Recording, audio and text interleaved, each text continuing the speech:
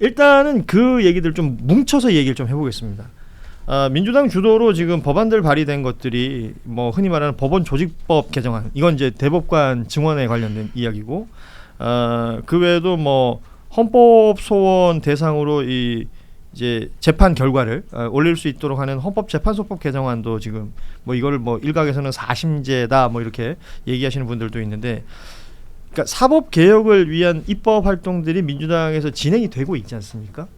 이런 부분들을 뭐 반대하거나 아니면 우려하는 목소리들도 분명히 있기 때문에 여기에 대해서도 좀 설명을 해주시면 좋을 것 같습니다.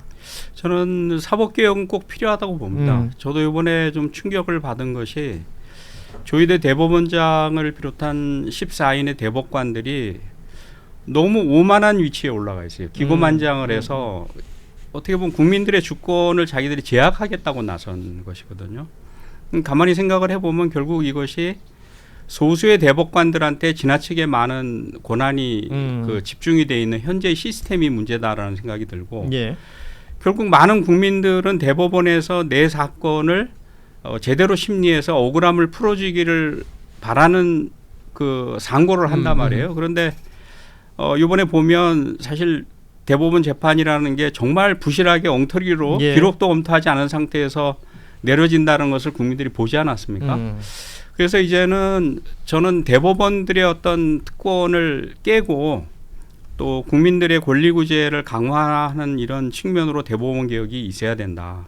그래서 저는 뭐 30명이 아니고 50명, 100명으로 저는 늘려야 된다고 생각을 합니다. 이 뭐 많이 나오는 예가 독일 같은 경우에 약 8천만 명이 넘는 그 인구의 대법관, 우리 시기의 대법관이 약 320명 가까이 되고요. 프랑스 같은 경우에도 한 6,700, 800만 정도 되는 인구의 대법관이 200명이 넘거든요. 네. 그러니까 이것은 많은 국민들이 대법원을 바라보고 어떤 올바른 권리구제가 가능할 것이라는 신뢰하에 대법원에 상고를 하는 거거든요.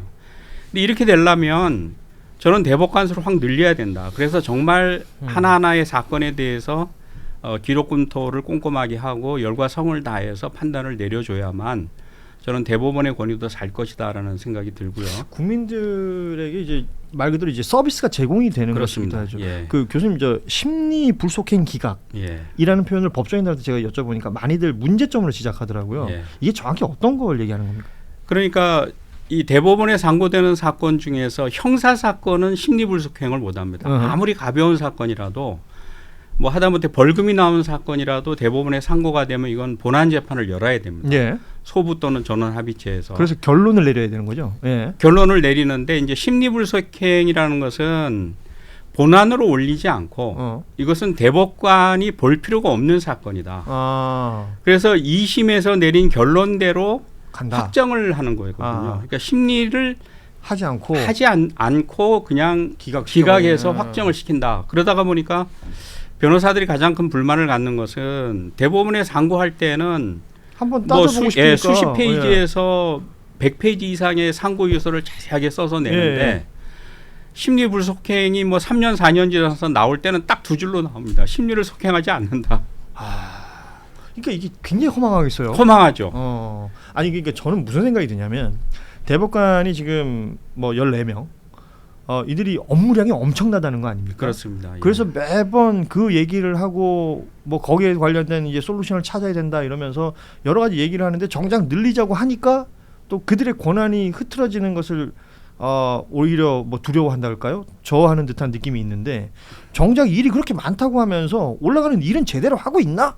이런 생각이 드는 거예요. 제대로 이제 못 하고 있다라는 게 이번에 드러난 것이죠. 그렇죠. 뭐 전원합의체 9일 만에 그런 식으로 어떤 결론이 나오는 걸 보니까 뭐 그랬잖아요. 뭐 6만 페이지가 넘는 기록을 읽었니 말았니 뭐 그걸 정리를 누가 해줬네 말았니 이런 얘기하고 있는 것 자체가 너무 코미디잖아요. 이런 일이 지금 벌어지고 있다. 지금 저희 제작진이 시간 없다고 빨리 진행하라고 막 뭐라 그러네요. 사법개혁 관련된 이야기는 거의 뭐 비슷한 얘기들이 반복되는 것으로 보이는데 검찰개혁 얘기는 좀 해야 될 것 같습니다. 그냥 현안이랑 좀 묶어서 말씀드리자면 김민석 국무총리 후보자가 지금 인사청문회를 앞두고 있잖아요. 그런데 이제 국민의힘 시의원이 고발을 했고 검찰에서 바로 배당을 했습니다. 그랬더니 관련해서 국민의힘에서 관련된 얘기를 또 막 하고 언론에서 그 이야기가 막 보도가 되고요. 이 비슷한 패턴이 계속 반복된다라는 지적들이 있거든요. 그리고 국정기획위원회에 업무 보고를 하는데 대검에서 업무 보고를 할 때 이게 30분도 안 돼서 스톱시키고 끝내버렸단 말이에요. 뭔가 성의 없는 보고, 그리고 대통령의 공약이라든지 이 정부의 기조와 전혀 상관없는 보고, 이런 게 이루어졌다라는 게 이제 뭐 위원회 측의 설명이었습니다. 이런 일련의 검찰을 보시면서 검찰 개혁에 대한 뭐 필요성은 여러 부분들이 얘기하시니까 어떤 느낌을 받으셨는지 궁금합니다.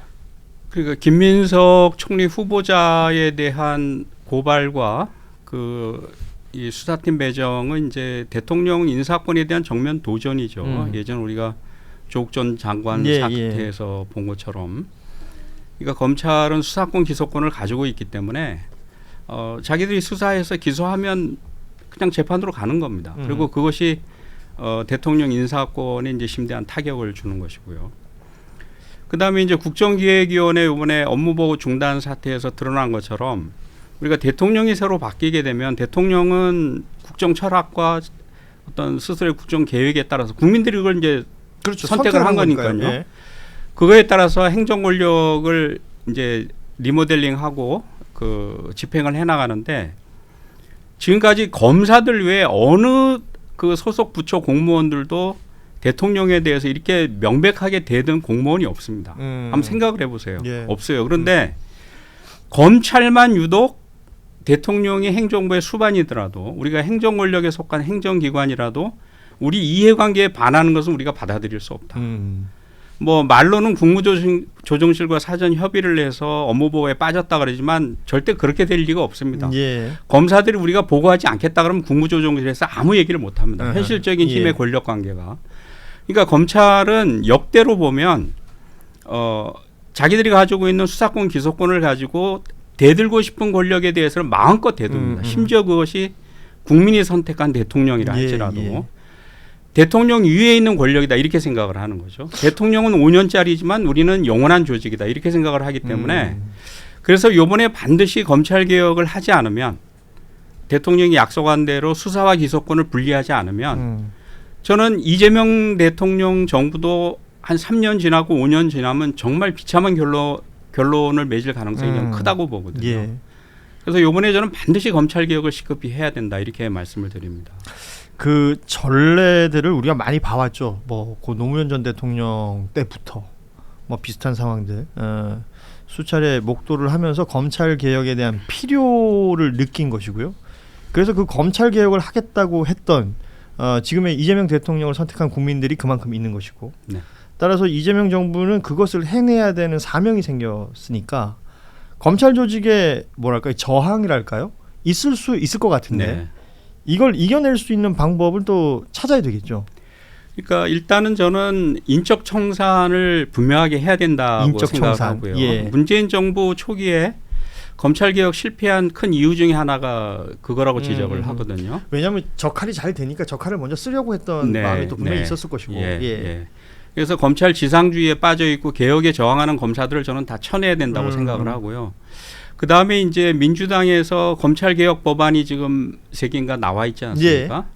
수사기소 분리 법안, 그 다음에 국가수사위원회 설치 그러니까 법안, 검찰청을 등등. 없애고 공소청과 중수청을 만들고, 맞습니다. 예. 그리고 국가수사위원회를 통해서 그것을 견제하도록 하는 네. 요 법안이 지금 만들어져 있죠. 그래서 예. 저는 이 법안은 정말 신속하게 저는 통과를 시켜야 된다고. 신속하게. 예.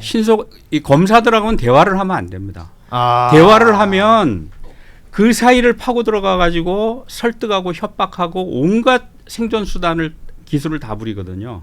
교수님 저 악수 한번 해도 됩니까? 예. 네. 썸네일을 하나 만들어 주신 것 같아서 너무 감사합니다. 그래서 예. 검찰 개혁은 그동안 수없이 많이 논의가 됐기 때문에 이제는 검찰이 죽어야 나라가 산다. 이거는 굉장히 분명한 명제고 많은 국민들이 선택한 명제입니다. 그렇기 때문에 이제 저는 민주당이 내놓은 이 법안을 가능한 한 신속하게 통과시켜야 된다. 그리고 그 법안에 보면 유예 기간을 1년을 주고 있는데 저는 1년도 너무 길다고 생각을 하거든요. 3개월, 늦어도 6개월 안에 저는 검찰청 해체하는 그런 실행으로 저는 실제로 들어가야 된다 이렇게 생각을 합니다. 그러니까 과거 YS 때 그 하나회 척결할 때 맞습니다. 굉장히 정광석화처럼 했다. 맞습니다. 뭐 이런 표현들 많이 쓰지 예, 않습니까? 그 정도의 속도감이 필요하다. 맞습니다. 예. 그러니까 이게 검찰한테 말 시키면 안 된다. 이건 너무 좋다. 대통령실이 흔히 착각하기 쉬운 것이 검사들이 와서 바짝 엎드립니다.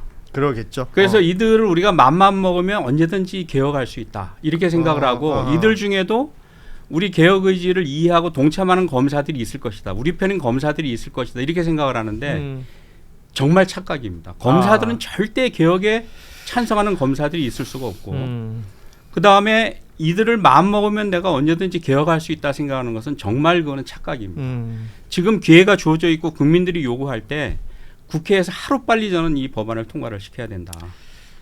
지금 이 말씀이 너무 와닿는 게 아마 여러분 몇 년 전 서초동을 한번 떠올려 보시기 바랍니다. 그 서초 사거리 큰 도로가 네. 반으로 쪼개져 있었던 적이 있었잖아요. 네. 그때도 검찰개혁의 목소리는 있었어요. 근데 검찰개혁을 반대하는 목소리들은 뭐였냐면 검찰을 믿는다가 아니었거든요. 그러니까 검찰개혁을 하려는 세력들이 다른 욕심이 있다였었어요. 그래서 그때 수많은 인파가 갈라져서 서로를 반목하고 했던 역사가 우리한테 있습니다. 그리고 그거를 뒤에서 조종하거나 종용했던 세력들이 있었던 것이고 그런데 지금 말씀하신 것처럼 검찰개혁에 대한 목소리와 국민의 요구가 지금처럼 이렇게 모인 적이 거의 없었죠. 네. 그러니 이것을 바탕으로 빠른 시간 안에 검찰개혁을 이뤄내야 된다. 그러니까 학습 효과가 생긴 거죠. 우리가 지난 문재인 정부 때 여지를 주고 틈을 줬다가 결국은 검찰한테 되치기를 당하고 결국 검사 대통령이 나오지 않았습니까? 예. 3년 동안 검찰공화국을 우리가 경험을 했기 때문에 이제는 국민들도 굉장히 분명하고 속도감 있고 철저한 그런 검찰개혁을 지금 요구를 하고 있는 거죠. 그 교수님의 말씀을 제가 이렇게 좀 생활 언어로 저희의 언어로 한 줄로 정리해 보자면 검찰한테 대들 시간을 주면 안 된다. 맞습니다. 예. 네. 그 굉장히 품위 있게 설명해 주셨는데 제가 너무 품위 없이 정리를 한 것 같아서 그래요. 야 이게 매번 그 방송에서 얘기하는 수사 기소 분리 뭐 이런 그 좀 뭐랄까요 이렇게 뻔한 이제는 너무나 많이 한 이야기 말고 지금 굉장히 우리 교수님의 말씀 중에 인상적인 건 그 시간인 것 같아요. 골든 타임이라고 우리가 표현을 하는데 그리 긴 시간을 두어서는 안 된다. 네. 최대한 빨리 진행을 시켜야 된다. 그럼 지금 민주당에서 내놓은 정도의 안이면 검찰 개혁이 되는 건가요? 아니면 거기에 좀 후속 조치가 더 필요한 건가요? 뭐 세부적인 것은 뭐 정리가 필요한 부분도 있지만 저는 기본적으로 검찰을 원위치시키고 형사사법 체계를 정상화시킬 수 있는 기본적인 안은 충분히 나와 있다고 생각을 하거든요. 그래서 저는 민주당이 지금 발표한 이런 안들을 빨리 통과시키는 것이 필요하다 그렇게 생각을 합니다. 지금 최우선은 검찰청 해체군요. 검찰청 해체입니다. 예. 알겠습니다. 오늘 우리 소보학 경희대 법학전문대학원 교수님과 함께 뉴스룸 1열을 함께 진행했습니다. 뭐 두서없이 진행이 됐는데 아주 깔끔하게 정리해 주셔서 고맙습니다. 예. 감사합니다. 오늘 함께 해주셔서 고맙고요. 끝으로 뭐 이 정부 혹은 아니면 저희 지금 뉴스다이브를 시청하고 계신 분들께 하고 싶은 말씀 있으면 한 말씀 해주시죠. 저는 이재명 정부가 꼭 성공한 정부가 됐으면 좋겠습니다. 예. 이게 우리 정치 문화상 또 언론 지형상 성공한 정부, 성공한 대통령이 나오기가 참 어렵거든요. 거기에 또 검찰이라는 큰 지금 그 저기에 호시탐탐 지금 노리고 있고 해서 저는 이재명 대통령이 꼭 성공한 대통령이 됐으면 좋겠고 또 그로 인해서 국민들이 더 이상 그 정치를 걱정하지 않고 이 땅의 민주주의를 걱정하지 않고 또 민생을 걱정하지 않는 그런 시기가 곧 왔으면 좋겠습니다. 바람을 말씀드립니다. 네. 혹시 교수님 그 강의하실 때 그 제자분들 있잖아요, 학생들. 네. 하여튼 뭐 오늘 뭐 여기 나간다 이런 얘기 하셨습니까 혹시? 아니요. 근데 뭐 제가 언론기거나 뭐 이런저런 방송에 가끔 등장하기 때문에요. 예. 학생들도 뭐 제가 그 학생들한테 이야기하는 말을 충분히 공감하는 학생들이 대부분입니다. 그렇군요. 그러면 저 카메라 어느 카메라 지금 보시면 원샷이죠? 요건가요? 예. 교수님 요 카메라 보시면서 뉴스다이브 구독 좋아요 요거 한번 해주시면 안 될까요? 일단 교수님이 해주면 다 할 것 같아요, 왠지. 요 카메라입니다. 예. 네, 뉴스다이브 구독 많이 부탁드립니다. 좋아요도 좀 눌러달라. 좋아요도 눌러주십시오. 예, 교수님 오늘 함께해 주셔서 너무 고맙습니다. 감사합니다. 예, 저희 뉴스다이브도 오늘은 여기서 인사드리겠습니다. 저희는 내일 오후 3시 30분에 다시 찾아뵙도록 하죠. 지금까지 함께해 주신 우리 서보학 교수님과 함께 인사드리겠습니다. 여러분 고맙습니다. 감사합니다.